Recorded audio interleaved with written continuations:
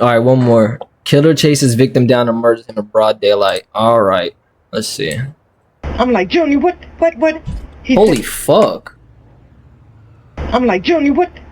Holy shit, his shirts all ripped up, bro. I'm like, Junior, what? I'm like, Junior, what? Let's get into this. I'm like, Junior, what? Holy shit, He Joseph, said, appreciate you, bro. Jacob, and my appreciate heart you. dropped and said, Follow. what are you talking Dominic, about? appreciate you. Where are Follow. you? He said that he cut him up with a machete. Guests at the Country Inn and Suites in Bedford, New Hampshire are settling down for a quiet evening indoors when the peace is suddenly shattered. As investigators gather the facts, they're unaware of another. This place looks creepy as shit, bro. Hold on. Settling down for a quiet evening indoors when the peace is suddenly Take me to a Motel 6. As investigators gather the facts, that shit looks less they're creepy unaware than of this. another utterly harrowing secret hidden inside one of the hotel rooms. The following report is based on police records, and most of the footage has never been seen before until now. Please note that while the following CCTV footage is intense, it does not show anyone being physically harmed or injured. Shortly after 4:30 on August 21st, What up, Caleb? What up, Tupu? 2021, Welcome in. two men checked Appreciate into for the follow, hotel. country. The one on the left is 28-year-old Nathan Cashman, and the other is 42-year-old Theodore Lucky. While nothing seems amiss at first glance, one of these men harbors murderous thoughts about to be unleashed. And I mean, from the time I seen this guy, I don't know, I just had a bad feeling about him. Creepy. Minutes after this encounter, a witness in room 312 hears hair-raising This place is cries creepy from as the hell, hallway bro. on the third floor. It sounded like a man screaming at the top of his voice, help me, help me. What's the motive? And several times, 3 or 4 times. And then I heard somebody, it sounded like footsteps following him, behind him. And then I heard silence, but I heard like banging, like somebody was hitting the walls on the hallway. That's blood on the wall, bro. What the fuck? And this is all things that you heard? I heard, yeah. Did you see anything? No, I was not going to open the door. Okay. Appreciate you for the follow, J Miles. Stayed inside their rooms. Hey, real shit. Ryan, when you watch videos like this, it just makes you like think society is fucked. But once you start going outside and meeting people, it's like, nah, society not that bad. Notices 2 men. My boy Lando with the follow. Appreciate y'all, man. Let me lock in on this video. And when I What did I just see? Camera captured the unfolding violence. Is that a machete, bro? A witness staying in room 218. That's a big ass knife, dude. 2 men at the end of the hallway engaged in an altercation. And when I got off the elevator, there was 2 men at the end of Isaiah, the hallway. appreciate you for the One follow. of which was My boy beating Elijah. one man with the hose of a fire extinguisher. Dog. And when they heard the elevator ding, they turned, and one guy was screaming, "Get the police!" And the other guy started moving toward me that was beating him. So I ran to my room as quick as I could and got in. Appreciate you for the with my likes, key. Kaden, and the follow, then I my called boy. the main desk about 8 or 9 times and couldn't get through. And then about 10 minutes later, I had police knocking on my door. Photographs taken of the crime scene show glimpses of this encounter near the second-floor window as guests struggle to avoid the bedlam. Holy One of the fuck. witnesses describes a desperate decision Nathan was forced to take in a panicked attempt to save himself. And when I came out, I look up. I said, oh, man, this dude jumped out the window trying to save his life. You know what I'm saying? There's blood all on the window. The frame of the window's on the ground right there. But there's so much blood in this scene, bro. Other maintenance guy What's that's good, sitting Zayden? sitting in his car. Appreciate you for I the went over follow, and told Kaden. him, I said, man, did you see that? He said, no, I didn't see nothing. I was down on my phone. I said, man, look, dude just jumped out the window 2 minutes later. At least 2 minutes later, there's a white guy running around the corner, and then all of a sudden, the guy came behind him with the black guy with the red hair had a machete in his hand. And he whacked him in the back of his head right before he went in and put like another gash of many gashes that this guy already had on him. So he goes in, and I'm like, oh, man. As Theodore chases Nathan back inside the hotel, another eyewitness recounts what he observed inside the lobby as the assault nears its gruesome conclusion. The 2 people came blasting in through the door, and the one in the front, the other guy was chasing. Was Yo, saying, "Please chat. help." Stop fucking joking in the comments. This is real shit. Yes, sir. You too, Please help. Kaden. Further Welcome to the underscores gang. Nathan's desperate struggle to escape the malicious assault as witnesses look on in horror. As Theodore continues his relentless attack against Nathan, the front desk clerk inexplicably puts himself in grave danger while he's on the phone with a 911 operator. No, this is actually While a it may crazy seem fucking that this scene. situation is coming to an end, Theodore is just getting started. Another horrifying discovery remains to be uncovered behind the closed doors of this hotel. This horrifying attack in the lobby lasted almost 4 minutes, but it'll take an Did we just see what the fuck happened? Holy fuck! Look what just happened here. Look what just happened behind the counter, bro. This horrifying attack Look at this dude swinging that shit. in the lobby lasted almost 4 minutes, but it'll take investigators much longer to uncover the reasons behind such a cruel assault. 12 minutes later, the medical team arrives to check on Nathan. Paramedics note a deep laceration across Nathan's neck, suggesting that his throat had been slit and declares death. Unsurprisingly, a medical examiner will later note in the autopsy report that Nathan died from multiple chop wounds of the head, neck, and body. What's the As motive? Theodore flees the crime scene, officers are unaware that they're about to receive a lead from an unlikely location over 250 miles away. What's going on? 250 miles away. Okay. He just killed somebody in New Hampshire. His fucking stepdad. Okay. Just got out of prison, apparently. It's been back and forth down here. She come home, she's all upset. It's always the people who just come back out of prison doing some crazy shit like that. Like, bro, you're back in society, dog. I'm watching the game, me and my cousin, she blew my high. Go to the beach. She told me, Junior just killed someone. Where the hell was Junior at? He's in New Hampshire. I talked to him on the phone. Sure it was him? I'm positive it was him, okay? And he's telling me, Dad, I understand, and I'm talking to him, telling him what not to do. Hey, I understand what's going on. He'll get killed tonight, okay? Because they're looking for him. More officers from the Asbury Park Police Department in New Jersey arrive on the scene. I feel bad for the fam. Theodore's mother, They seem like they didn't know. Brown, relays vital information. I got a phone call from my son.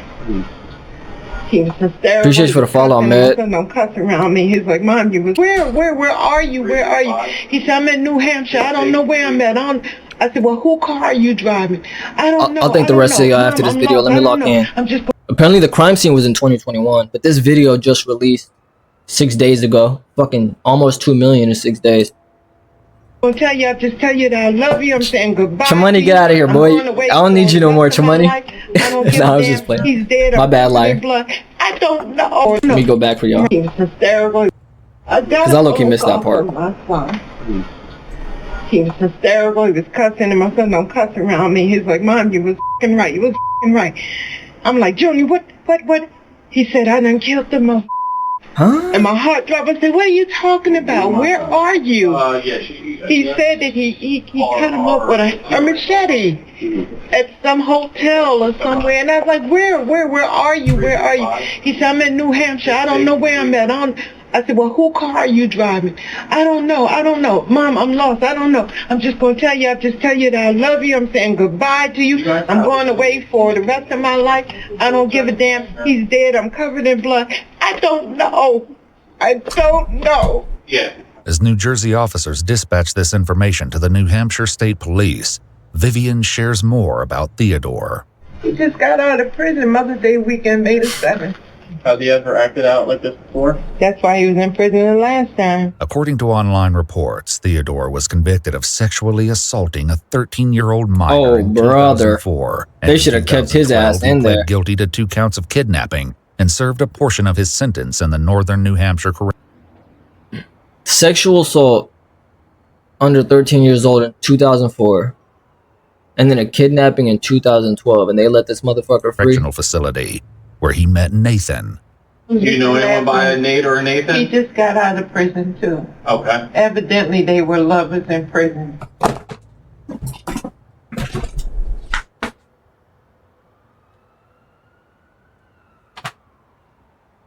Well, that's the motive. That's the motive. He probably got out, figured out Nathan had a whole family or some shit. And he's like, not having it. Shocked by what their son had, where he met Nathan. Oh, Do you know brother. anyone by a Nate or a Nathan? He just got out of prison too. I went back. Watch. Listen to this for the people who didn't listen. Where he Watch. met Nathan. Do you know anyone by a Nate or a Nathan? He just got out of prison too. Okay. Evidently they were lovers in prison. Shocked by what their son has just admitted to doing, Vivian has reached her emotional limit with Theodore. I understand. I'm not. Honey, as long as he's alive, that's all that matters. Okay?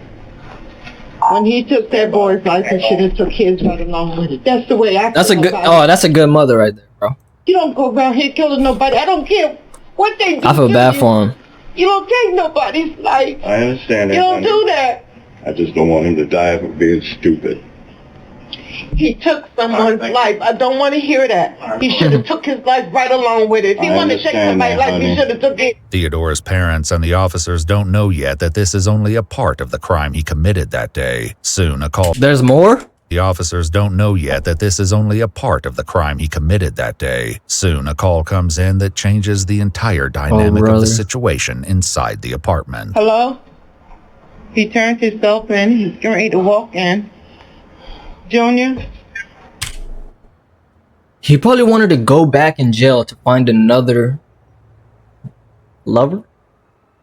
This dude's probably addicted to jail. Yes, Mom. Why, baby? Why? I love you, Mom. I love you too. Where you at? What police station you at? What police station is this? Bedford. Yeah. I took somebody's life, Mom. I did it.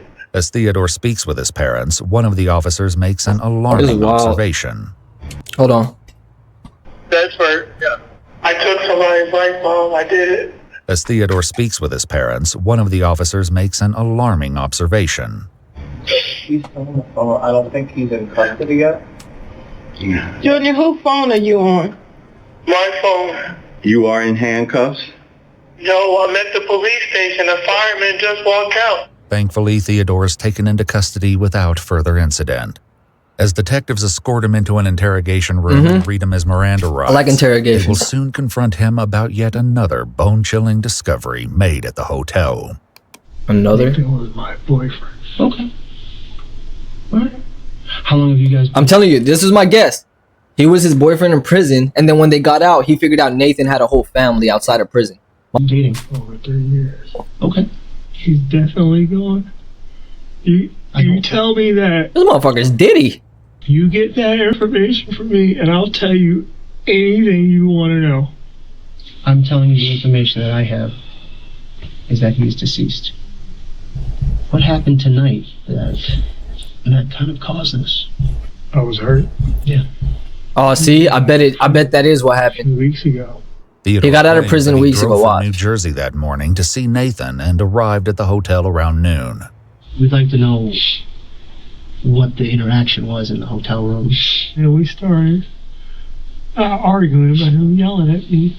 While Theodore Oh yeah, they gave that boy some Dunkin' Donuts. He's better tell everything about the incident. Officials also know there's more to his story as they explore the timeline of events. I guess you said, did stuff happen in the hallway, or was it down into the lobby, or could you help us understand where I deadass haven't watched this one. It happened in the lobby and in the hallway. I don't even watch the video. I just started watching them right now on live. When you say happened, are you